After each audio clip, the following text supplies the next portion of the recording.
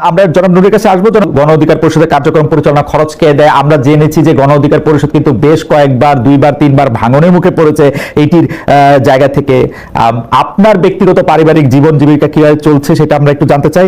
আপনার আয় ব্যয় নিয়ে সোশ্যাল মিডিয়ায় নানা রকম আলোচনা আপনি কেমন ভাবে দেখেন? অনেকে আমাকে প্রশ্ন করি না, অথচ করেছি, কিন্তু অনেকে বলতে ছাত্রলীগের লোকেরা এইটা নিয়ে আমার উপরে খুব বেশিং করছিল যে আমি কেন আপনাকে জিজ্ঞেস করি নাই মোসাদের সাথে আপনার কি সম্পর্ক, আপনি আর কত বিদেশি লোকদের কাছ থেকে টাকা নেন, কি করেন সেটা আমাদের যদি একটু বলেন। জনাব নূর, আপনি স্মিত হাসছেন, আপনার হাসি মুখেই আপনার আগের অনেকগুলো প্রশ্ন হয়, উত্তরটা খুব ক্লিয়ার আসে নাই।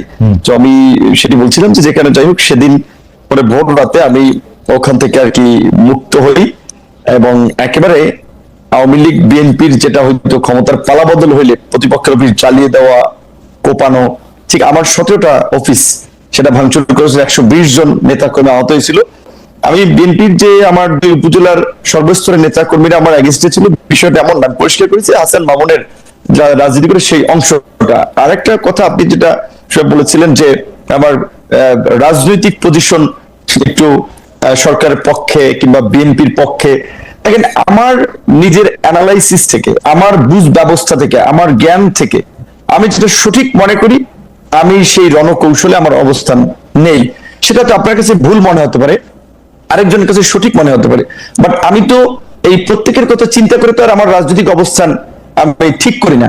আমি এই পর্যন্ত গত 7-8 বছরের মধ্যে আমার সামগ্রিক কার্যক্রম যদি দেশবাসী কিংবা আপনারা মূল্যায়ন করেন, তাতে তো আমার ত্যাগ, আমার সংগ্রাম, আমার আনকম্প্রোমাইজ ভূমিকা, এইটাকে তো আপনারা খাটো করতে পারবেন না। এবং এইটুকু আমি চ্যালেঞ্জ দিয়ে বলতে পারি, না আসতাম, যদি 2018 সালে কোটা সংস্কার আন্দোলন না করতাম, 2019 সালে ডাকসু নির্বাচনের মধ্যে দিয়ে আমরা যদি রাজনীতিতে না আসতাম, আজকের এই 24-এর গণ অভ্যুত্থান হতো না।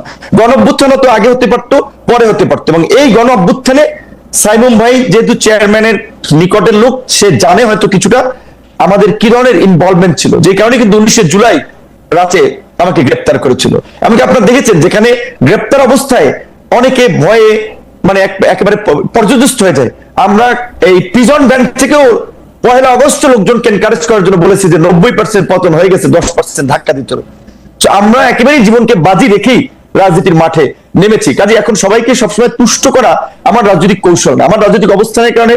দেখুন, যখন আওয়ামী লীগের আমলে আমরা রাজনীতি করেছি, তুষ্ট করবে না, কিন্তু নিজ দলের লোকদের তো তুষ্ট করবে। একটু বলি, নিজ দলের একটু বলি যে আমি যখন আওয়ামী লীগের আমলে যখন আওয়ামী বিরোধী রাজনীতি করেছি, সেখানে আমার দলের বাইরেও আমাকে বিএনপির লোকেরা সাপোর্ট করেছে, জামাতের লোকেরা, সমস্ত এমপি আওয়ামী লীগের লোকেরা। আর এখন তো আমার ধরেন আওয়ামী লীগ নাই, এখন বিএনপির রাজনীতি করছে, জামাতের রাজনীতি করছে, অন্যান্য দল তাদের রাজনীতি করছে।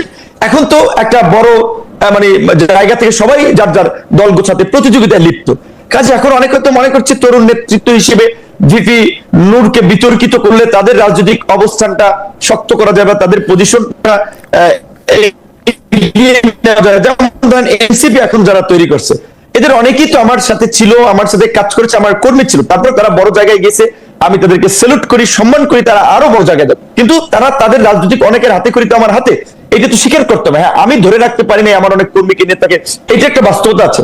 কারণ আমরা যখন রাজনীতিটা করেছি, আমরা বিভিন্ন মানুষের সহায়তা নিয়ে, কিন্তু আমাদের দলে এমপি ছিল না, মন্ত্রী ছিল না, যারা আপনার দল থেকে চলে গেছে তাদের মধ্যে অনেক অংশই আপনার বিরুদ্ধে যে একটা অভিযোগ করেছেন, এর মধ্যে আর্থিক বিষয়টা একটা বড় অভিযোগ। এইটা যদি আপনি একটু বলতেন, ক্লিয়ার করতেন। এখানে রাইট, এটা হচ্ছে আমার নেতা কর্মীরা এইটা ওইভাবে বলে নাই, হয়তো দু একজন বলতে পারে না জেনে। এইটা মূলত ক্যারেক্টার অ্যাসাসিনেশন করার জন্য এই কথাগুলো বলা হয়েছে। এটা একটা রাজনীতির বাইরের কিছু মানুষ কিংবা এটা একটা ন্যারেটিভ তৈরি করার, যেমন ধরেন তারেক রহমানের কথা আপনি জিজ্ঞেস করলেন। খালেদ ভাই, আপনি অনেক সিজন রাজনীতিবিদ, আপনি আমার যাই বলে আপনাকে আমি সম্মান করি, আপনি আওয়ামী লীগের আমলেও বাংলাদেশ থেকে সাহসী সাংবাদিকতা করেছেন। তো দেখেন তারেক রহমান চলে কিভাবে, এই কোশ্চেনটা কেউ যদি জিজ্ঞাসা করে, আমি মনে করি এইটা আসলে খুবই অবিবেচকের প্রশ্ন এবং অবুঝ মানুষের মতো কথা। তারেক রহমান বাংলাদেশের সাবেক রাষ্ট্রপতির ছেলে, তারেক রহমান বাংলাদেশের একাধিকবার 3বারের প্রধানমন্ত্রীর ছেলে, তারেক রহমান একটা পার্টির আপনার সিনিয়র যুগ্ম মহাসচিব ছিল, এখানে তার তো নিজস্ব কিছু ব্যবসা নিজস্ব, সে তো ফকির মিসকিনের ছেলে না, আমাদের মতো এরকম তো চরাঞ্চল থেকে উঠে আসা নিম্নবিত্ত পরিবারের সন্তান না, একেবারে সমাজের আপার ক্লাস এবং বাংলাদেশের মানে টপ ফ্যামিলির ছেলে বলতে গেলে, তাহলে তিনি আপনার তার ব্যবসা বাণিজ্য আছে কিছু, তার তো ওয়াইফ কিংবা মেয়ের ইনকামে চলা লাগে না, আমি যেটা মনে করি। তাহলে এই কোশ্চেনটা করার অর্থ কি? তারেক রহমান না মানে বিতর্কিত করে ওই যে দেশ থেকে মানুষ জয়নুর, আপনি কি বলতে চাইছেন এই কোশ্চেনগুলো আমরা করব না? মানে সাবেক প্রেসিডেন্টের ছেলের জন্য কি, সাবেক প্রেসিডেন্টের ছেলের জন্য কি টাকা আসমান থেকে পড়ে? আমি বলছি এই প্রশ্নটা আপনার না, এটা তো আপনার অডিয়েন্সের অনেকে, আমাদের দেশের মানুষ। আমারও প্রশ্ন, আমার রাজনৈতিক ভাবে আসলে অসচেতন, আমারও প্রশ্ন। ওকে, আপনার থাকবে, আপনি যদি অনেস্টলি জিজ্ঞেস